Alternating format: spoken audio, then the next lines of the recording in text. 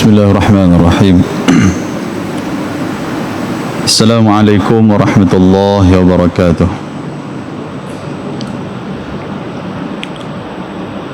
الفاتحة. أعوذ بالله من الشيطان الرجيم. الحمد لله رب العالمين.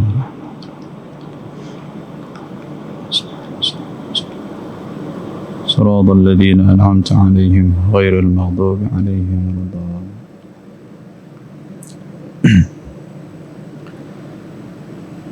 الحمد لله الذي أرسل رسوله بالهدى ودين الحق ليظهره على الدين كله ولو كره الكافرون. أشهد أن لا إله إلا الله وحده لا شريك له وأشهد أن محمدا عبده ورسوله. اللهم صل على سيدنا محمد وعلى آله وصحبه ومن تبعهم بإحسان إلى يوم الدين. أما بعد. رب اشرح لي صدري ويسر لي أمري واحلل عقدة من لساني يفقه قولي. سبحانك لا علم لنا إلا ما علمتنا إنك أنت العليم الحكيم. لا حول ولا قوة إلا بالله العلي العظيم. Muslimin dan muslimat, tuan-tuan dan puan-puan yang dirahmati oleh Allah Subhanahu wa taala. Di dalam sebuah hadis riwayat daripada Abdullah ibn Mas'ud radhiyallahu anhu, kata dia, bainama Rasulullah sallallahu alaihi wasallam sajid wa hawlahu nasun min Quraisy idza jaa Uqbah ibn Abi Mu'ayth bisala jazur faqadhafahu ala zahri Rasulillah sallallahu alaihi wasallam falam yarfa' ra'sah faja'at Fatimah fa'akhadhathu an zahri wada'at ala man sana' zalik faqala an-nabi sallallahu alaihi wasallam Allahumma alaikal mala'a min Quraisy Aba Jahlin ibn Hisham wa Utbah ibn Rabi'ah wa Uqbah ibn Abi Mu'ayth wa Syaibah ibn Rabi'ah wa Umayyah ibn Khalaf wa Ubayyah ibn Khalaf Syu'batu Syak. Qala an-nabi sallallahu alaihi wasallam فَلَقَدْ رَأَيْتُهُمْ قُتِلُوا يَوْمَ بَدْرٍ فَأُلْقُوا فِي بِئْرٍ غَيْرَ أَنَّ أُمَيَّةَ أَوْ أُبَيَّةَ تَقَطَّعَتْ أَوْصَالُهُ فَلَمْ يُلْقَى فِي الْبِئْرِ أو كما قال. Hadis sahih rawahul Muslim. Seorang sahabat Nabi sallallahu alaihi wasallam yang bernama Abdullah ibnu Mas'ud radhiyallahu taala anhu, dia menceritakan cerita yang pernah terjadi pada masa Nabi sallallahu alaihi wasallam belum lagi berhijrah ke Madinah. Benda ni jadi ketika mana Nabi sallallahu alaihi wasallam duk ada di Mekah. Dan di saat itu waktu mula-mula Islam ni baru diceritakan dan disebarkan kepada penduduk-penduduk Mekah. Abdullah ibnu Mas'ud dia kata, satu ketika Nabi sallallahu alaihi wasallam sedang sujud di hadapan Kaabah. Nabi duduk sujud di hadapan Kaabah. Tiba-tiba bila Nabi duduk sujud di hadapan Kaabah itu, Nabi dikelilingi dengan beberapa orang pembesar-pembesar Quraisy, yang mana mereka ni memang terkenal dengan sifat yang cukup tak suka kepada Nabi dan tak suka kepada agama Islam. Waktu Nabi sujud tu, wa haulahu nasun min Quraisy, depa pakat duk keliling Nabi sallallahu alaihi wasallam duduk sujud. Tiba-tiba idz jaa Uqbah ibn Abi Mu'ayth bisala jazur. Dalam ramai-ramai depa duk keliling Nabi itu, mai satu orang pembesar Quraisy yang bernama Uqbah ibn Abi Mu'aid, dia membawa salah jazur, dia membawa satu kantung ataupun satu guni daripada najis-najis unta. Dalam tu ada najis unta, dalam tu ada perut unta hak busuk apa semua, dia duk pegang guni tu. Faqazafahu ala zahri Rasulillah sallallahu alaihi wasallam.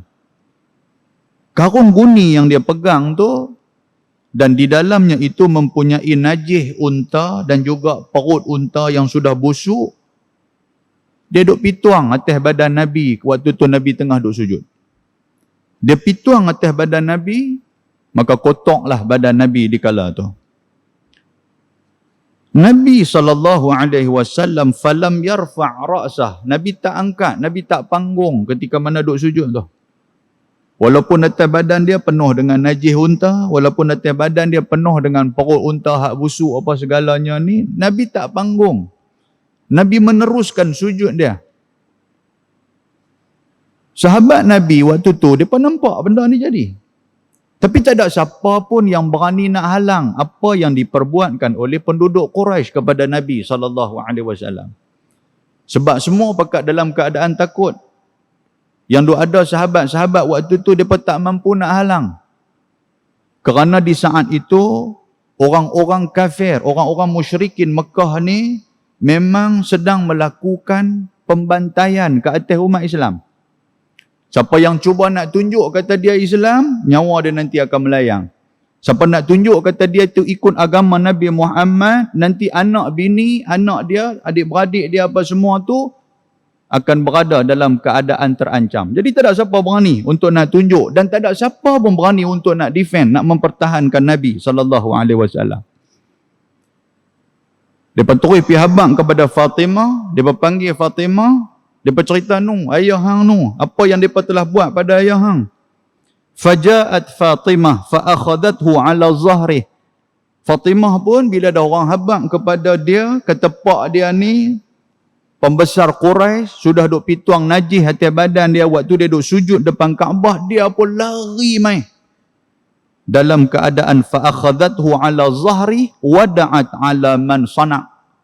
Menangis teresak-esak Fatimah sambil dia duk kaih apa yang duk ada atas badan bapa yang dia sayang.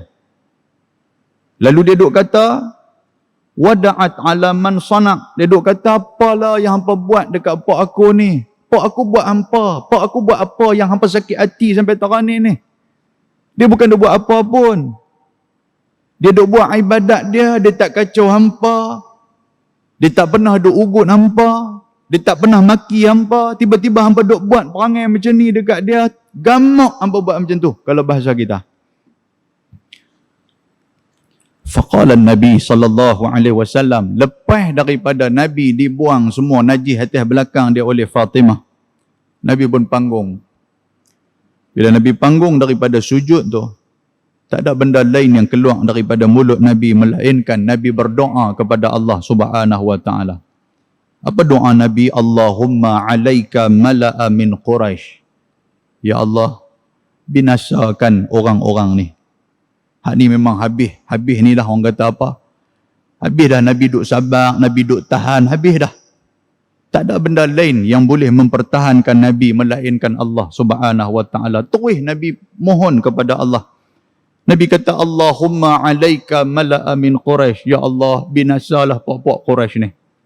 Dan Nabi SAW dia sebut nama puak-puak Quraisy yang duk keliling dia tu, Nabi sebut sorang di hadapan Allah Subhanahu wa taala waktu Nabi berdoa. Antara dia siapa? Nabi sebut, Allahumma alaika mala'a min Quraisy Aba Jahlin ibn Hisham. Abu Jahal Nabi sebut.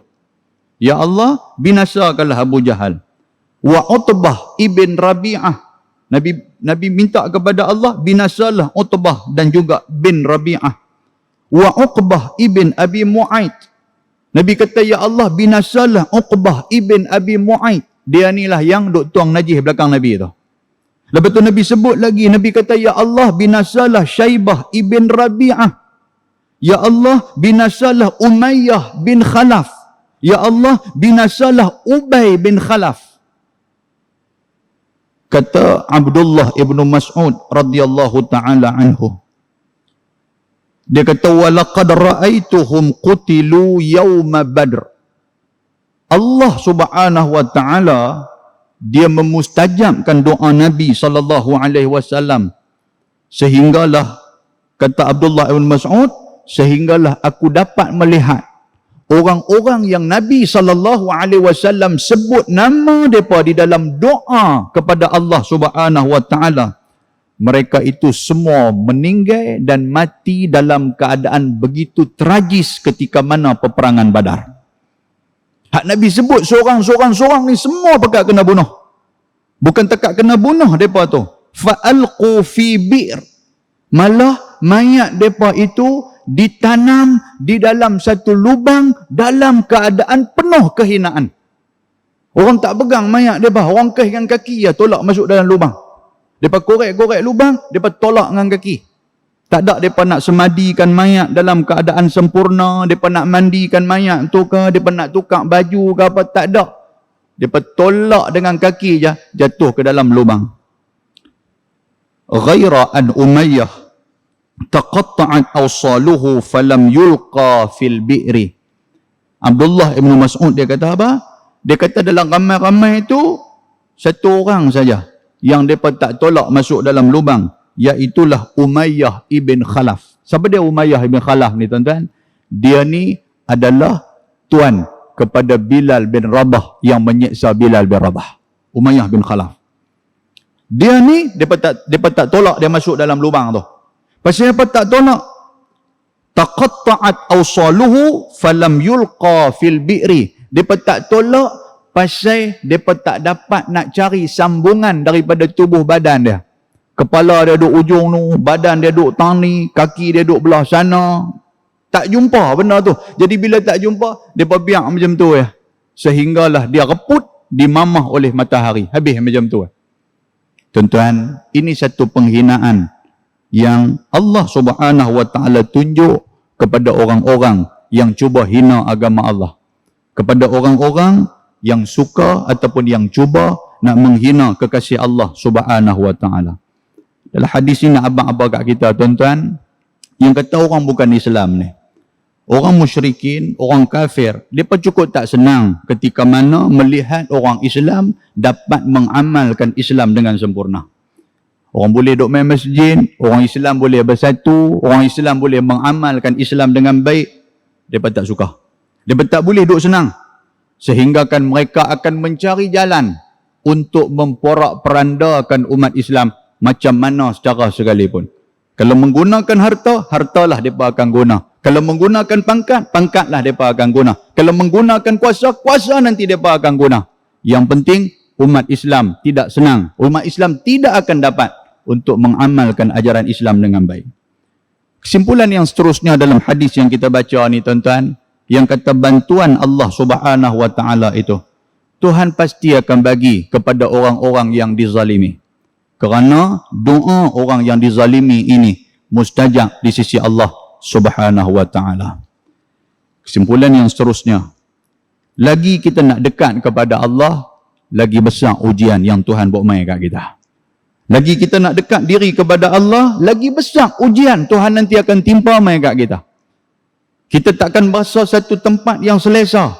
Tuan-tuan boleh duk mai semayang di masjid ni pun, nak boleh mai di masjid ni ujian macam-macam duk mai kepada kita. Nak boleh istiqamah dengan semayang subuh di masjid, dengan semayang zuhur di masjid, 5 waktu duduk di masjid, majlis ilmu pula kita boleh attend, kita boleh duduk di masjid. Ujian cukup besar mai kepada kita tuan-tuan. Sama ada ujian tu dalam berbentuk material ataupun dalam berbentuk rohani. Dia main berasa tak apa nak larat, habis-habis semayang dia kira duk kali belakang nak lari keluar, dia main gitu. Kan tuan? Cerita ada macam tu. Nak duduk istiqamah buat benda baik ni bukan satu benda yang mudah. Muslimin dan muslimat yang dirahmati Allah Subhanahu wa taala. Di dalam hadis yang lain, riwayat daripada Abdullah ibn Musayyib an abihi anna Abu Talib lamma hadarathu al-wafah دخل عليه النبي صلى الله عليه وسلم وعنده أبو جهل فقال النبي صلى الله عليه وسلم أي عمي قل لا إله إلا الله kalimatan uhajulaka biha 'inda Allah. Faqala Abu Jahl wa Abdullah ibnu Abi Umayyah, ya Aba Talib, targhabu an millata Abdil Muttalib? Falam yazala yukallimanihi hatta qala akhira syai'in kallamahum bihi ala millati Abdil Muttalib. Faqala an-nabi sallallahu alaihi wasallam, la astaghfiranna lak ma lam unha an. Fanazalat ما كان للنبي والذين آمنوا أن يستغفروا للمشركين ولو كانوا أولي قربى من بعد ما تبين لهم أنهم أصحاب الجحيم ونزلت إنك لا تهدي من أحببت أو كما قال. Hadis sahih rawahul Bukhari.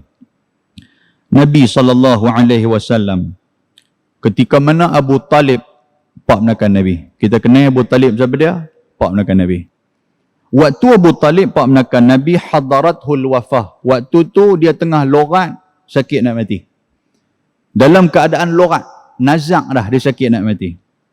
Dakhala alaihi Nabi sallallahu alaihi wasallam. Nabi ni bila dengar kata pak menakan, yang bela dia daripada kecil sampai ke besar, yang duk bagi makan dekat dia, yang duk bagi tempat tinggal dekat dia, yang duk bagi perlindungan untuk dia nak berdakwah Islam, tiba-tiba jatuh sakit, dan sakit itu membawa kepada sakaratul maut, membawa kepada kematian. Nabi pergi ziarah waktu tu. Wa indahu Abu Jahl. Dan bukan saja Nabi duk ada dekat dengan Abu Talib. Di sisi Abu Talib itu ada Abu Jahal. Abu Jahal pun kaki ziarah orang sakit juga. Maknanya tuan-tuan, kalau tak biasa duk ziarah orang sakit, lagi teruk pada Abu Jahal. Sebab Abu Jahal pun pio dia kata ada orang sakit dia pi.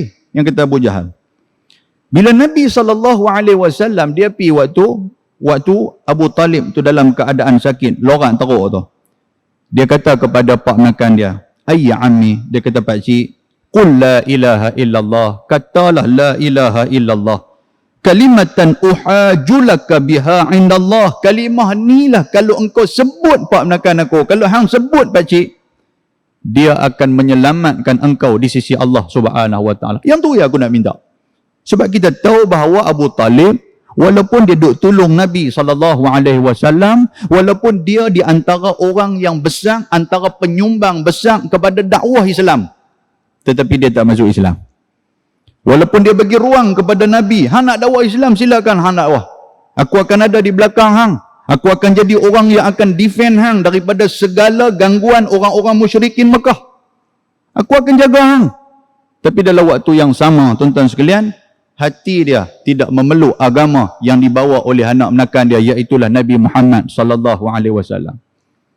Ketika mana dia berada dalam sakaratul maut, dia berada dalam keadaan larat macam tu, Nabi sallallahu alaihi wasallam pun pergi duduk dekat dia, Nabi pergi bisik di telinga dia. Nabi kata, wahai pakcik, sebutlah la ilaha illallah. Kalau pakcik sebut kalimah ni lah akan selamatkan pakcik daripada api neraka. Tuan-tuan, kita kalau boleh, kita nak anak yang macam tu. Kita nak anak yang ketika mana kita lorat, ketika mana kita sakit, dia boleh duduk dekat dengan kita dan peringat kita supaya kita menyebut kalimah la ilaha illallah. Yang tu aja. Kita nak daripada seorang anak, kita nak penghormatan yang terakhir untuk kita tu yang tu. Bukan dia nak teriak atas kubur, bukan dia nak teriak waktu mayat kita tu, orang pakai nak bungkus apa semua, sekali duk tunggu mana dia abang, mana dia adik mai kah, siapa nak cium dahi kah, ni penghormatan terakhir. Tuan-tuan, benda tu bukan boleh dapat apa pun. Melainkan waktu pak kita sakarat tu, dia boleh tolong pak dia ni.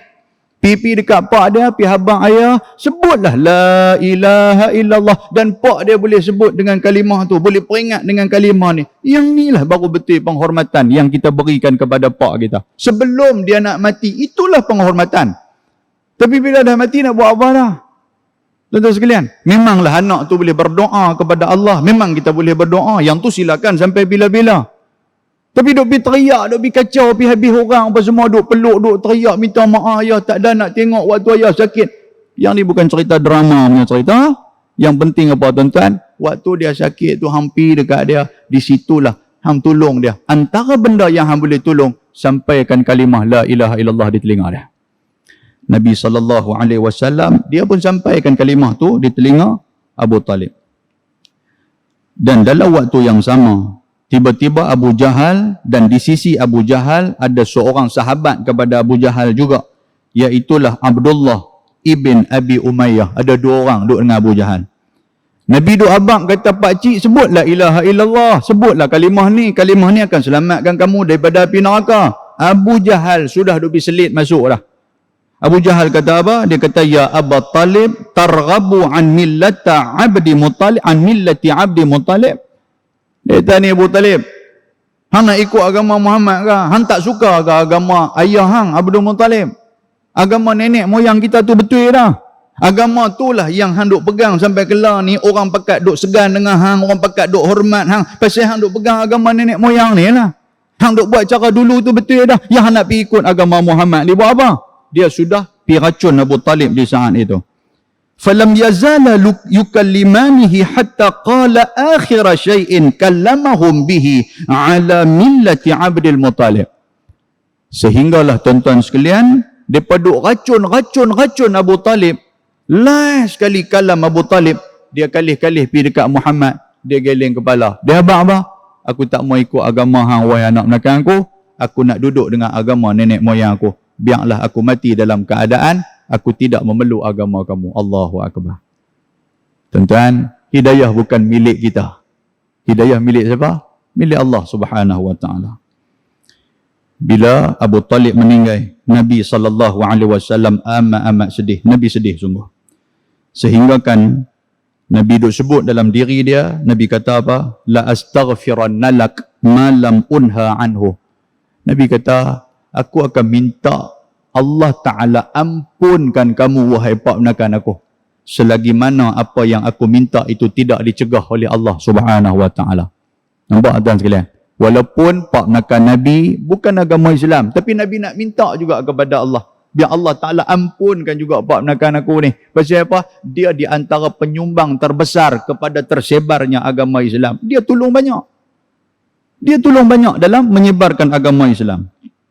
Bila Nabi berasa macam tu, bila Nabi mula nak minta keampunan kepada Allah supaya ampunkan pak menakan dia ni, tiba-tiba Allah Ta'ala buat turun dalam surah At-Taubah ayat 113. Tuhan kata apa?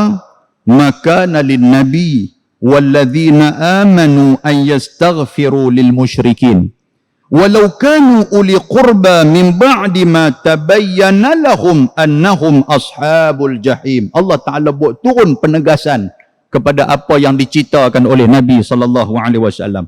Apa kata Allah Ta'ala? Maka nalin nabi, tidak sepatutnya dan tidak sewajarnya bagi satu orang Nabi, dan walladzina amanu, dan bagi orang-orang yang beriman, tak patut, tak wajar. Apa dia yang tak patut, tak wajar? An yastaghfiru lil musyrikin. Hampa duk berdoa kepada Allah supaya Allah mengampunkan orang-orang yang membuat kesyirikan kepada Allah. Tuan-tuan, ayat ni pedih ni. Walaupun pak kita, walaupun mak kita, walaupun anak kita, kita tak boleh nak berdoa keampunan kepada mereka. Pasal apa? Kerana mereka ni bukan satu akidah dengan kita. Bukan satu agama dengan kita.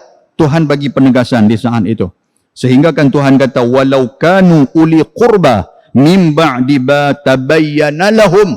Walaupun ulil qurba, makna dia ahlil qarib, adik-beradik. Walaupun dia tu pak hang, walaupun dia tu tok wan hang, walau dia tu pak menakan hang, walaupun dia tu anak hang yang hang sayang sekalipun, kalau dia bukan Islam, tak sepatut dan tak sewajarnya hang berdoa supaya mengampunkan dia. Pasal apa? Pasal dia bukan Islam. Dan Tuhan kata, annahum ashabul jahim, mereka itu adalah penghuni api neraka Jahannam. Allahu Akbar. Muslimin dan muslimat yang dirahmati Allah. Wa nazalat, dan turun pula ayat dalam surah Al-Qasas ayat 56 yang menegur Nabi SAW. Innaka la tahdi man ahbabta. Muhammad, sesungguhnya engkau tak boleh bagi hidayah kepada orang yang engkau sayang. Maknanya apa tuan-tuan? Kita tak boleh nak bagi hidayah ke orang. Kita boleh ajak orang buat baik. Soal orang nak buat baik ataupun tidak, itu bukan tugas dan tanggungjawab kita. Itu adalah hidayah daripada Allah Subhanahu wa ta'ala. Muslimin dan muslimat yang dirahmati Allah, tuan-tuan, dalam hadis ni nak abang kat kita, Nabi SAW dia sudah kehilangan tonggak utama dalam kehidupan dia. Nabi sudah kehilangan tonggak utama dalam kehidupan dia. Apatah lagi, Nabi kehilangan orang yang dekat, yang dia anggap sebagai ibu, yang dia anggap sebagai ayah. Itulah ibu dia, itulah ayah dia. Pasal Nabi ni ayah dan ibu dia dah meninggal dah. Pak menekan dia belak, itulah tempat dia mencurahkan kasih sayang. Tiba-tiba kasih sayang itu meninggalkan dia dan meninggal pula dalam keadaan tidak mengikut apa yang dibawa oleh dia, iaitulah agama Islam. Muslimin dan muslimat yang dirahmati Allah Subhanahu wa taala, ini hadis yang saya ambil daripada cebisan cerita-cerita sebelum berlakunya peristiwa Isra' wal Mi'raj. Sebelum berlakunya peristiwa Isra' dan Mi'raj yang disebut sebagai Amul Huzni, yang disebut sebagai tahun kesedihan, sebelum Nabi dibawa oleh Allah daripada Mekah menuju ke Masjidil Aqsa, daripada Masjidil Aqsa Mi'raj kepada Allah Subhanahu wa taala. Sebelum peristiwa itu berlaku, inilah yang terjadi kepada Nabi sallallahu alaihi wasallam. Pak menakan yang dia sayang meninggal.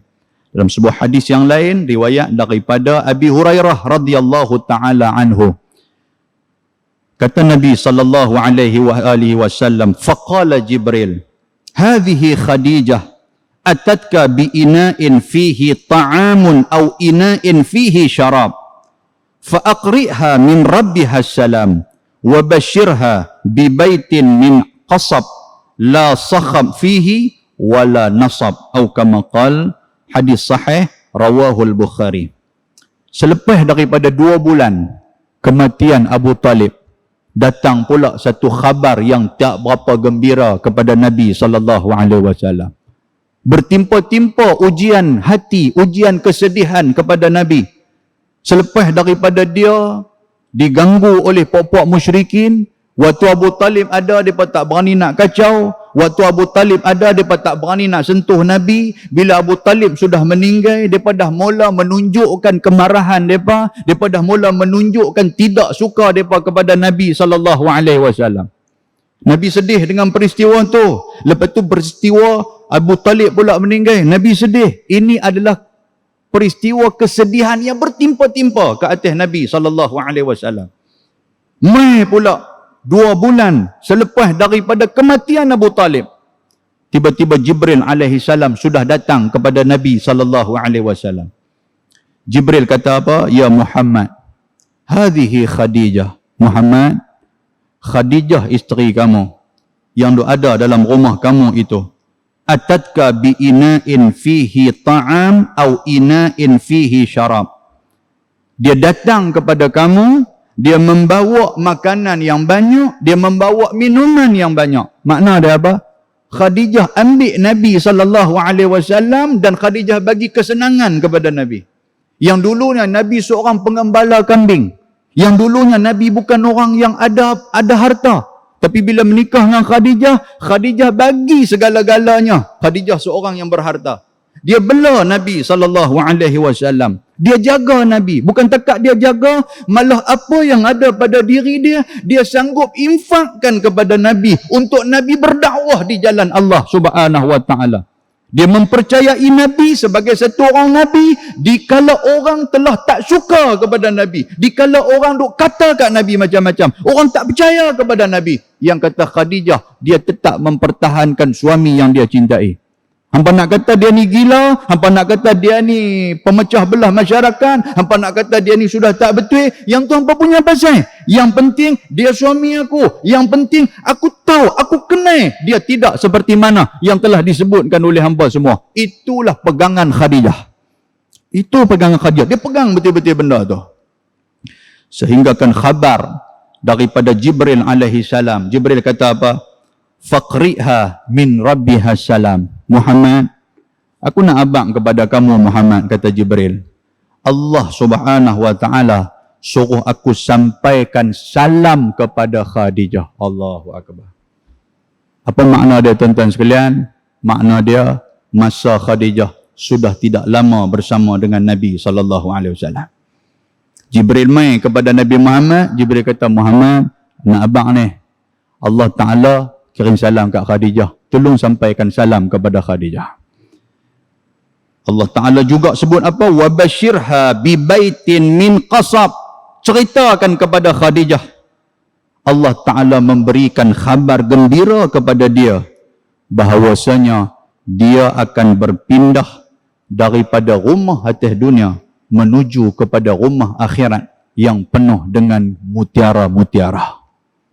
Abang kat dia bagi khabar gembira kepada dia, dia akan pindah rumah. Lah ni dia duduk atas dunia lagi.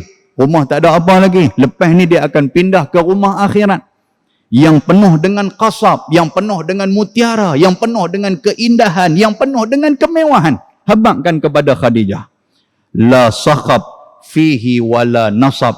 Dan rumah tu dan di sana itu tidak ada kacau bilau. Di sana tu sudah tidak ada lagi cakap-cakap yang tak elok. Di sanalah akhirat, di sanalah syurga yang telah Allah Ta'ala sediakan kepada Khadijah. Tuan-tuan, bila Nabi SAW dengar macam tu, Allahu Akbar. Lagilah Nabi berasa tak apa nak seronok. Pasal apa? Ini di antara kesedihan kali yang ketiga, iaitulah Khadijah akan diambil pulang oleh Allah Subhanahu Wa Ta'ala. Dan benda ni tuan-tuan sekalian terjadi ketika mana? Ketika sebelum berlakunya peristiwa Isra wal Mi'raj. Mudah-mudahan muqaddimah itu bagi manfaat kepada kita insya-Allah.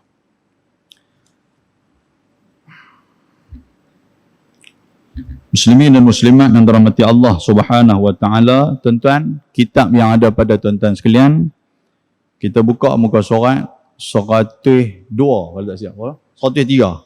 103. Tuan-tuan tengok muka surat 103.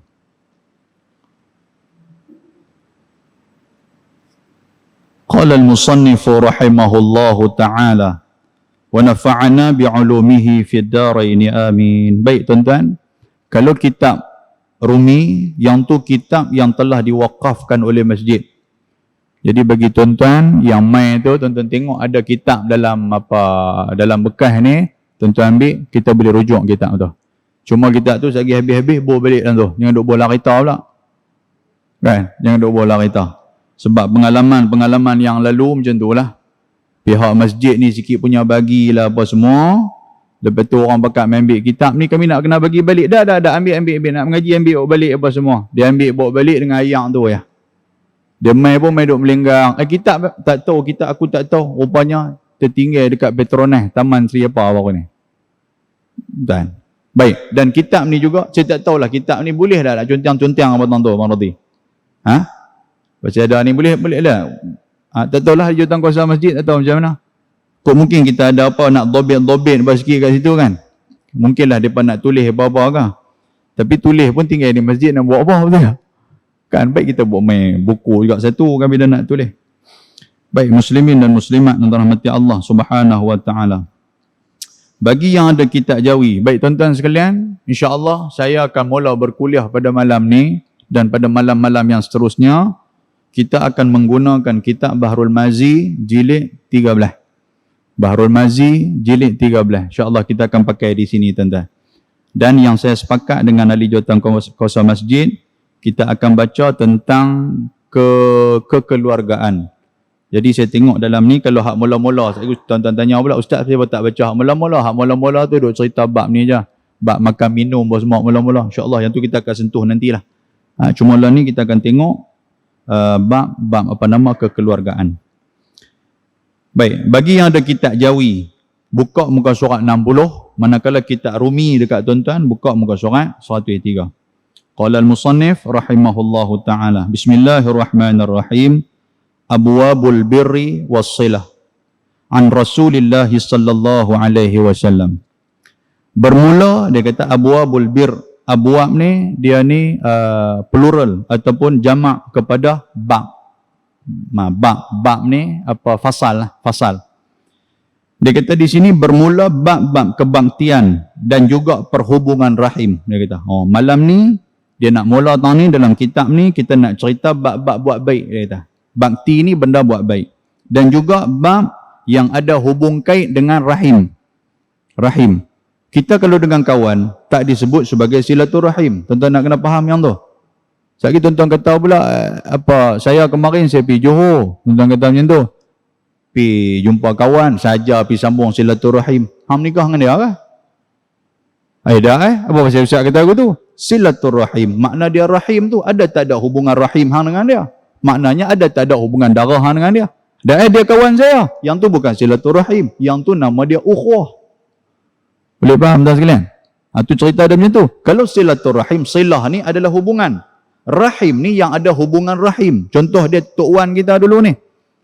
Ataupun Tok kita. Tok kita dia ada anak dia 3-4 orang. Jadilah mak-mak menakan kita dengan mak kita apa semua. Hak mana keluar daripada Tok kita tu. Jadi sepupu kita lah, anak menakan kita. Yang tu disebut sebagai rahim. Pasal main daripada rahim Tok kita tu.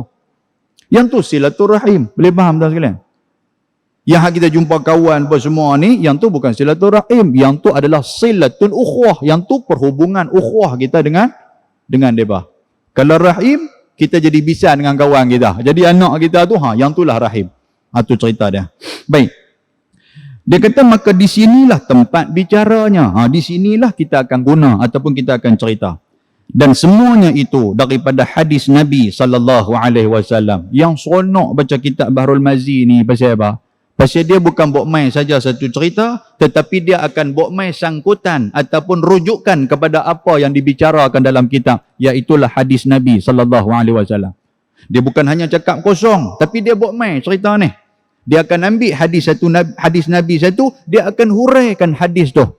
Yang ni yang dibuat. Tuan-tuan tahu tak siapa yang buat kitab Bahrul Mazi ni? Ni pun nak kena habang ya. Bahrul Mazi ni dia dikarang oleh Syekh Idris Al-Marbawi. Syekh Idris Muhammad Idris Al-Marbawi. Marbawi ni orang Lubuk Merbau Perak. Lubuk Merbau Perak. Jadi tuan-tuan kalau nak pergi Kuala Lumpur ke apa ke, kalau berasa nak singgah, nak pergi ziarah kubur dia, boleh keluar ke Kuala Kangsang lah.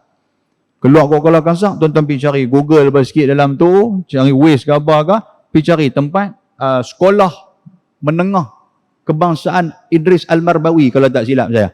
Kita akan jumpa sekolah dulu, pergi jalan pergi sikit, dia akan masuk kiri, akan jumpa Masjid Idris Al-Marbawi. Di belakang Masjid Idris Al-Marbawi lah ada kubur Syekh Idris Al-Marbawi. Dan bintang tu ada, mereka buat papan tanda apa semua, mereka akan letak riwayat Syekh Idris Al-Marbawi. Dia ni dilahirkan bila, bini dia berapa orang, anak dia berapa orang, anak dia jadi apa, dia akan cerita di situ. Bila ziarah tuan-tuan sekalian, pergi habang kat dia. Kan? Minta kepada Allah Ta'ala, bagi Allah Ta'ala yang menyampaikan hasrat kita kepada dia. Kan, kata Syekh, kami main ni minta, ya Allah sampaikan hasrat aku kepada dia. Main ni nak minta izin, nak mengaji kitab Bahrul Mazi. Dia kata okey, jahanam kita. Kan, jangan bagi dia kata okey. Kan, maksudnya apa? Lagu tu lah, kita pergi orang kata apa, wasilah ataupun tawassul. Kan, tu, kita pergi berdoa kepada dia, kepada Allah Subhanahu Wa Ta'ala, biar Tuhan sampaikan. Sebab kita nak mengaji kitab dia ni. Kan? Kita nak ambil ilmu daripada dia. Pasal itulah, kalau tuan-tuan pernah dengar, siapa-siapa guru yang main mengajak tuan-tuan pun bila buka kitab, dia akan mulakan dengan perkataan, Qala al-musannifu rahimahullahu ta'ala wa nafa'ana bi'ulumihi fid daraini amin. Tuan-tuan pernah tanya dah Ustaz, Ustaz benda apa Ustaz duk sebut depan tu? Syair Arab kah? Kan? Kita tak pernah tanya, kita duk ingat, oh yang tu ni kot, hak tu biasa-biasa tok guru duk baca lagu tu lah kot. Yang tu sebenarnya doa, tuan-tuan sekalian. Qala al-musannif, maknanya dan telah berkata pengarang kitab ini. Ni, kita nak baca kitab dia ni. Dia dah tulis dah ni. Hak ni yang kita nak baca. Wa nafa'ana bi'ulumihi fid daraini amin. Yang mana kami mengharapkan manfaat daripada ilmu dan juga kitab hak dia tulis ni, fid daraini amin. Dalam dua negara, iaitu di dunia dan juga di akhirat. Amin belakang tu maknanya doa. Tuan-tuan doa amin tak waktu tu? Tak amin, buat kering ni lah. Amin lah waktu tu. Kalau baca jenis ni di Indonesia, tuan sekalian, wa nafa'ana bi'ulumihi fid daraini amin. Orang bakal dengar amin, dia bengak. Ya Allah, mustajabkan ya Allah doa yang dibacakan oleh guru tu, sebab kami nak ambil manfaat daripada kitab ni. Ni dah kita duduk dengar saja, dengar tentang wa nafa'ana tu, Royup lah Ustaz. Tadi dengar punya tet-tet, dia jaga Ustaz. Langgar SOP nampak PTA ni. Kata kat kita pula. Boleh faham tuan sekalian? Baik, kita nak ambil diasaskan kepada hadis Nabi SAW.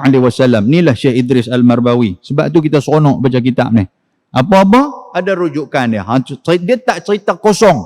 Dia buat main satu cerita, dia akan sandarkan kepada hadis Nabi SAW. Dan yang kedua tuan-tuan, dalam kitab Bahrul Mazi ni juga, dia bukan takat memberikan hadis kepada kita, malah dia cerita pula martabat hadis tu pula dekat kita. Hadis ni hadis sahih ke? Hadis ni hadis dhaif ke? Hadis ni hadis hasan ke? Hadis ni hadis hasan sahih. Dia cerita kepada kita. Apa tentang maksud dia ni? Maknanya kalau sahih, dia boleh dijadikan amalan dan boleh dijadikan hujah. Kalau hadis tu hadis dhaif, dia tidak boleh dijadikan hujah. Dia hanya boleh dijadikan sebagai fadailul a'mal. Yang tu ceritanya. Sekurang-kurangnya, kita buat amalan, kita tahu benda ni pernah disebut oleh Nabi SAW. Selesai hati kita. Kadang-kadang kita buat satu amalan, kita pun tak tahu main daripada mana benda tu. Kata apa buat lagu tu main mana? Dia kata aku tengok orang buat. Nak jawab macam tu ke depan Allah Subhanahu Wa Taala? Kita lah ni zaman kita mencari amalan hak kita buat ni betul tak betul. Susur galur dia sampai kepada Nabi SAW. Jangan kita buat satu benda yang kita pun tak tahu main daripada mana. Kita duk kira tiru orang. Sebab ibadat ni dia bukan boleh tiru orang. Ibadat ni dia kena cari ilmu. Ibadat ni dia kena tahu main daripada mana. Sekurang-kurangnya kita berpegang al-ulama warasatul anbiya. Ulama ni pewaris Nabi. Ulama ni lah yang duk cerita kat kita. Dan ulama ni dia petik daripada hadis dan juga ayat-ayat Al-Quran. Barulah amalan yang kita buat tu kita berasa kejap ketika mana kita amalkan dia. Baik, muslimin dan muslimat yang dirahmati Allah. 111 masalah dia kata. Kebaktian itu ialah buat benda baik. Maka apa jua perbuatan yang baik dan budi, maka dinamakan akan dia dengan kebaktian. Apa saja benda baik yang kita buat, yang tu disebut sebagai bakti. Tu cerita. Baik, lepas tu dia kata apa? Seperti menolong dengan harta ataupun tolong dengan kederat. Itu benda baik. Kita ada harta benda, kita ada duit sikit, kita tolong orang dengan duit kita. Itu adalah kebaktian. Itu buat benda baik. Lepas tu apa lagi? Kalau tak ada harta, kita tolong dengan kederat kita. Kita tolonglah dengan kesihatan, dengan kekuatan badan yang Tuhan bagi dekat kita. Dengan akal pemikiran yang Tuhan bagi dekat kita. Tuan-tuan main ke masjid, tuan-tuan duk nampak tabung masjid, nak bubuh duit dalam tabung masjid, kita pun tak ada duit. Dia kata aku tak tolong apa ke masjid tu. Tak. Hang juga diperlukan juga pertolongan daripada hang. Apa dia yang hang boleh buat?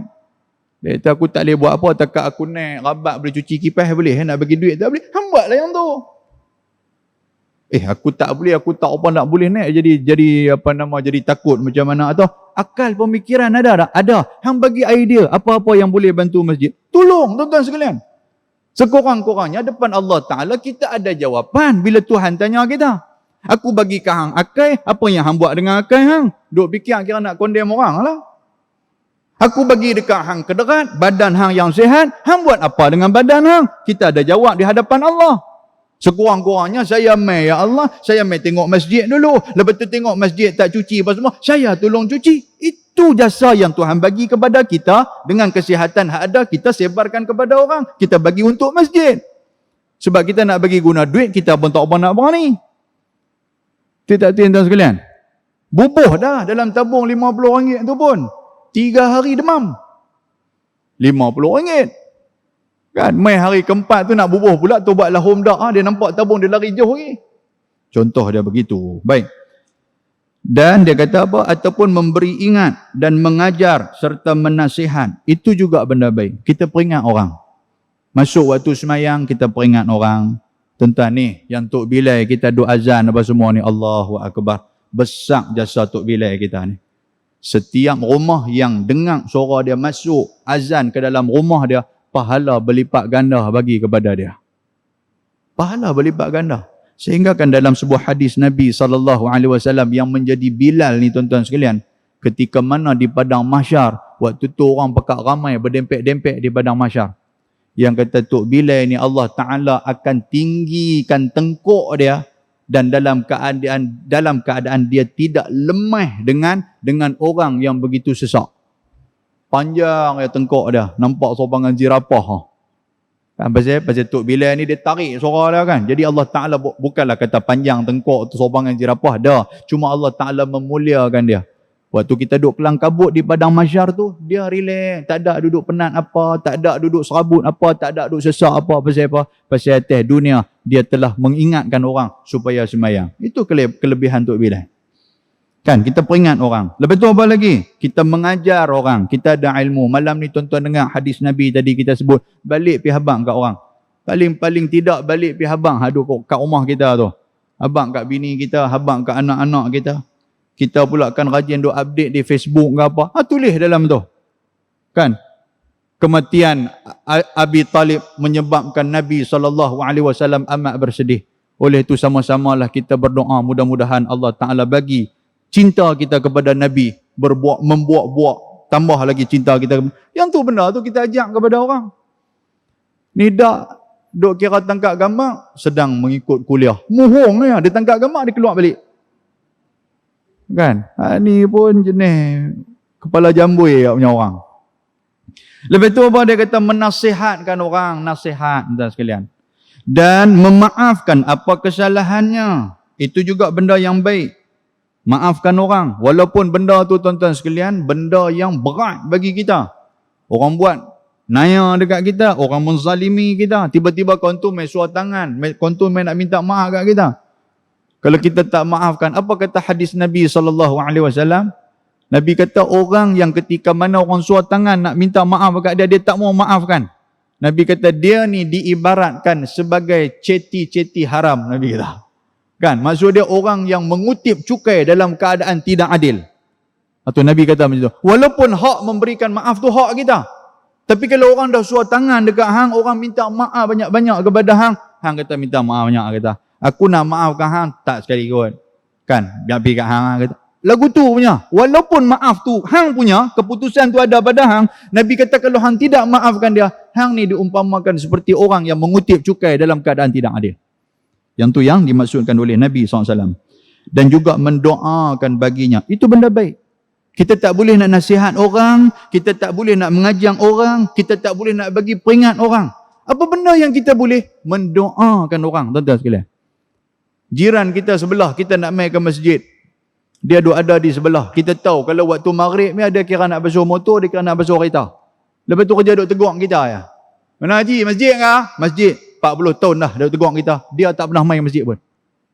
Hai tuan-tuan, hati siapa yang tak terasa kita duk keluar pergi masjid, hang duk tegur aku, tiba-tiba hang tak pernah pergi ke masjid ni. Dan kita pun mulut sikit punya berat nak kata kat dia, jom kita pergi masjid. Nak kata macam tu. Pernah sekali kata dulu, kata-kata, dia tak duduk dah di rumah tu. Dia pindah pergi taman 6 bulan nak tahu. Lepas tu batal balik main. Berasa hati kita. Nak ajak orang buat baik. Tentu ingat mudah kan nak ajak orang buat baik. Oh tuan-tuan. Saya duduk kata peli kat dia pula. Kita keluar-keluar, Haji, mana masjid ke? Dia kata masjid lah, waktu tua-tua ni dia kata nak pergi mana. Nak kata lagu tu pun saya kawan berasa hati. Jadi apa yang boleh kita buat? Kita nak buat juga kepada dia. Kita nak ada juga jawapan di hadapan Allah Ta'ala. Apa dia jawapan dia? Sekurang-kurangnya kita mendoakan dia. Ya Allah, bagilah hidayah kepada Tok Syekh Kepiah Longgang ni. Lagu tu lah. Kan? Biar dia boleh main ke masjid juga macam mana aku boleh main. Tentu. Boleh nah? Muslimin dan muslimat yang dirahmati Allah Subhanahu wa taala. Dan seterusnya, memberikan kasih sayang itu juga kebaktian dan juga ikhlas kepadanya. Apa yang kita buat, apa yang kita doa, apa yang kita bagi kasih sayang sama ada kepada keluarga kita, ikhlaskan benda tu, itu juga adalah kebaktian. Dan tidak menyusah-nyusahinya. Kita tak jadi orang yang menyusahkan orang. Dahlah hang tak boleh buat baik, hang jangan kacau orang nak buat baik. Yang tu pegang macam tu. Hang tak boleh nak tolong orang. Dalam kuliah apa semua ni, hang tak boleh nak main. Hang jangan jadi orang yang menghalang orang nak pergi kuliah. Macam tu lah. Kan? Baik, seterusnya dia kata apa? Dia kata hubung rahim itu ada berpangkat-pangkat dan juga berdarjat. Sekurang-kurangnya berpeduli-pedulian dan bertegur-teguran. Dan jikalau dengan salam sekalipun. Dengan adik-beradik, kita mau juga duk bagi salam juga. Kita kan ada grup lah ni tuan-tuan sekalian. Kalau boleh tegur-tegur dalam grup ni. Ni senyap silent reader dalam grup tu.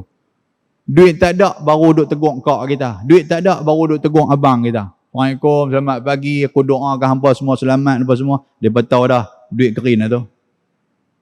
Ada gutu punya doa dah, kan? Jadi tuan-tuan sekalian, tengok apatah lagi adik-beradik kita. Kita kadang-kadang dengan keluarga kita, kita buat sekupang dua kupang, tapi main dengan kawan ni kita jaga elok. Anak kita perlukan sesuatu, kita tak tunaikan buah hajat dia, tapi main dengan kawan minta macam-macam ni kita bagi. Bini kita duduk lapak cendol tengah malam suruh cari cendol.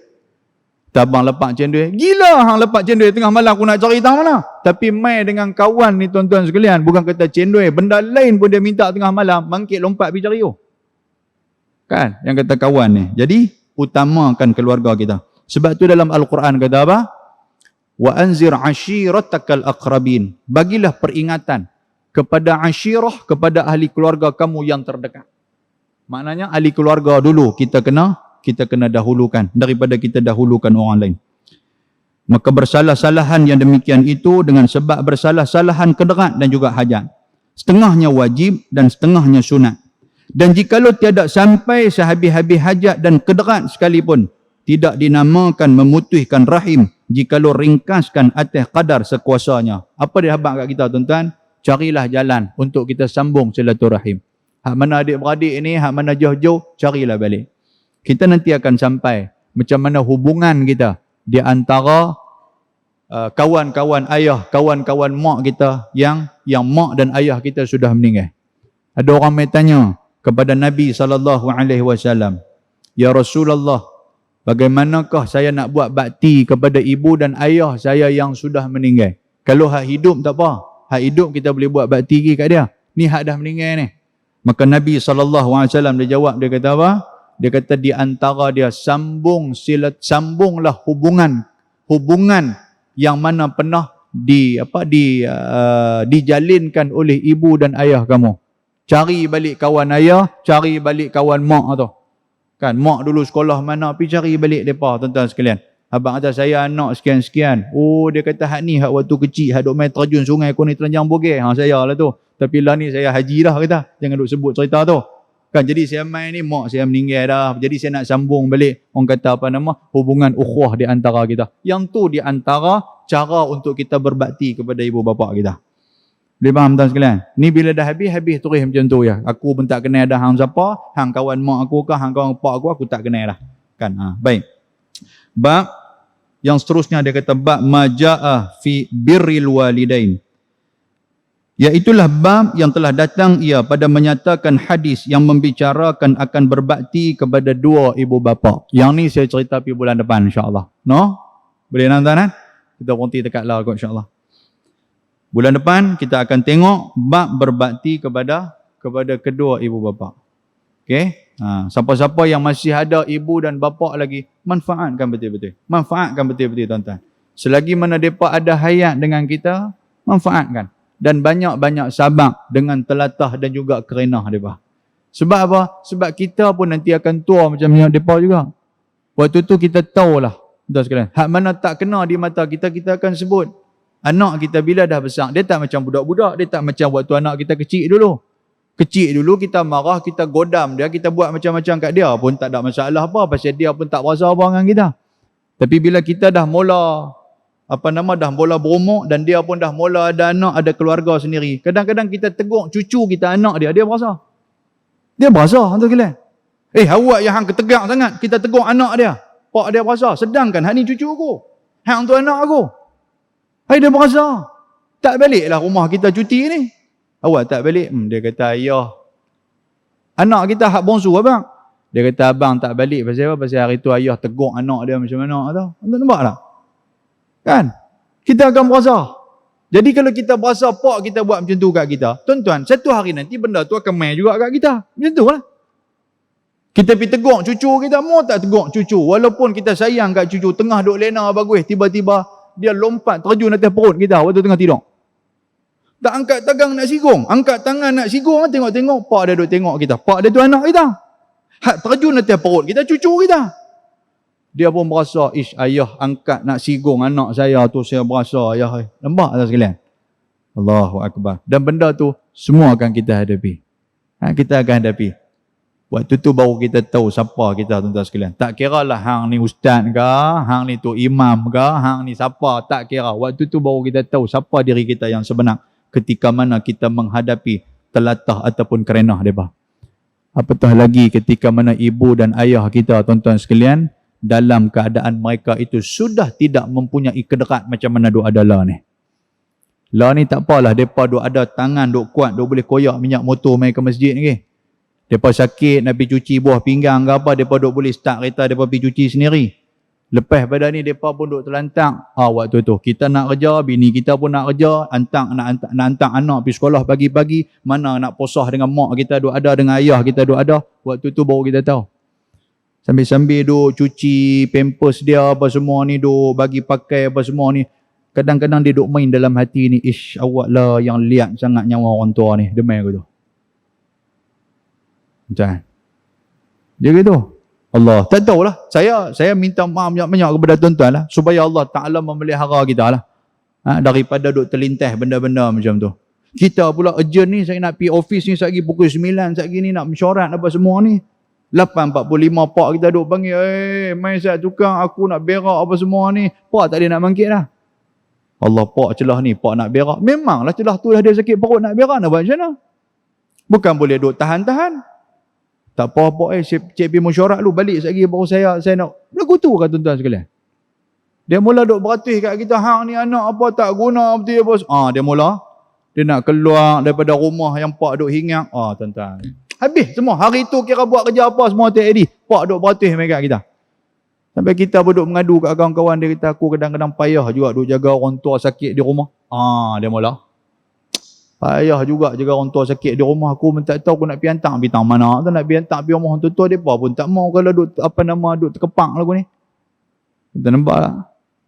Allah, wal ayazubillah, kita minta kepada Allah biar Tuhan pelihara kita. Janganlah sampai berlaku fitnah. Pasal itu tuan-tuan sekalian, dalam doa yang terakhir sebelum kita nak bagi salam, Nabi SAW dia mengajakkan kita banyak baca 4 benda ni. Allahumma inni a'udzubika min azabil qabri, nombor 1. Ya Allah, aku minta lindung daripada azab kubur. Nombor 2, wa a'udzubika min azabi jahannam, aku minta lindung daripada azab jahannam. Nombor 3, wa a'udzubika min fitnatil mahya wal mamat, yang ni, aku minta lindung daripada fitnah kehidupan dan fitnah kematian. Dan kita tengok kadang-kadang orang meninggal macam tu ni, kita tengok Allah, mudahnya Allah Ta'ala ambil nyawa dia. Jangan sampai Tuhan peram kita sakit sampai jadi fitnah di kalangan anak-anak kita ni.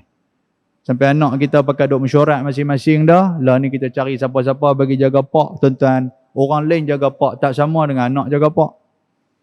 Orang lain dia tonyoh pungkak kita dengan berih periuk apa nak buat, kan?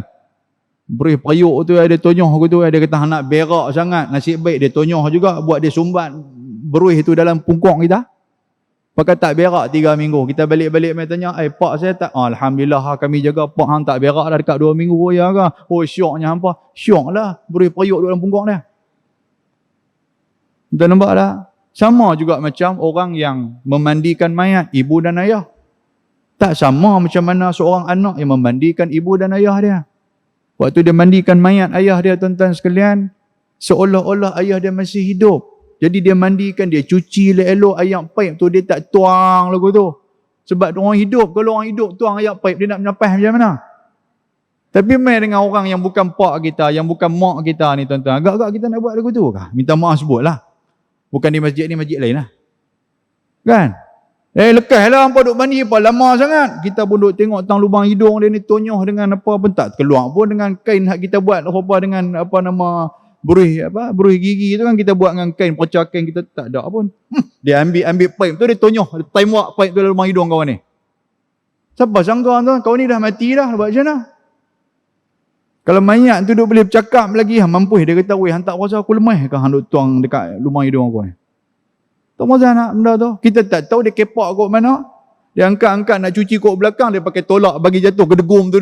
Lagu tu ya. Wal'ayazubillahi min zalik. Pasal itulah kita tuan sekalian, selaku bapa lah ni, tengok anak kita macam mana nanti. Dan berdoa mudah-mudahan anak kita itu akan jadi anak yang soleh Dan kalau nak dapatkan anak yang soleh, kita sebagai bapa ni juga sentiasalah menjadi anak yang soleh kepada ibu dan ayah kita. Birru aba'akum tabirru abna'akum. Itu janji Nabi. Nabi kata kalau hang buat baik kepada ibu dan ayah hang, anak-anak hang juga akan buat baik kepada hang. Boleh faham tak nah? Baik, sebelum saya mengakhiri, tuan-tuan pernah dengar ada istilah Melayu dia kata apa? Kalau bapa kencing berdiri, anak nanti akan kencing berlari. Betul tak? Kalau hang dah mula buat kurang ajar kat pak hang, anak hang akan buat lagi teruk pada tu. Kan? Kalau istilah saya tak pegang istilah tu. Kalau bapa kencing berdiri, anak nanti akan kencing atas kepala bapa. Kan? Mampu tunggulah. Hari ni hang terkah pak hang, esok anak hang nanti akan terajang. Ada lagu tu lah. Dia akan lagi teruk apa yang kita buat. Baik, wallahu subhanahu wa ta'ala a'lam. Mudah-mudahan Allah Ta'ala merahmati kita insya-Allah. Tuan-tuan, saya ulang sekali lagi, kita akan baca di Masjid Ibadur Rahman ni. Itulah hari Khamis. Hari Khamis malam Jumaat, minggu yang minggu kedua. Hari Khamis malam Jumaat, Ibadur Rahman di Masjid Ibadur Rahman. Kita akan guna kitab Bahrul Mazi jilid 13. Kan? Hak masjid bekalkan tu, yang tu wakaf, tuan-tuan bagi balik kat masjid. Nak lagi cantik lagi tuan-tuan, tolong pergi beli, tuan-tuan pergi bagi pula kat orang. Siapa nak mengaji nah, hampa ambil. Kan? Aku tak kena mengaji dah, hampa kena mengaji. Pergi kot tu pula, kan? Tok Syekh ni pun. Bagi kat orang, biar orang wakaf kitab, biar orang boleh mengaji kitab tu. Dan kita pun mengaji samalah. Aqulu qawli hadha wa astaghfirullahal azim. Assalamualaikum warahmatullahi wabarakatuh. Bismillahirrahmanirrahim. Alhamdulillah, salatu wassalamu ala Rasulillah wa ala alihi wa sahbihi wa man tabi'ahu wa nasarahu wa walah. Allahumma faqihna fid din wa 'allimna at-ta'wil wahdina siratakal mustaqim. Rabbana atina fid dunya hasanah wa fil akhirati hasanah wa qina 'azaban nar. Wa sallallahu wasallama alaihi walhamdulillahi rabbil alamin. Taqabbalallahu minkum.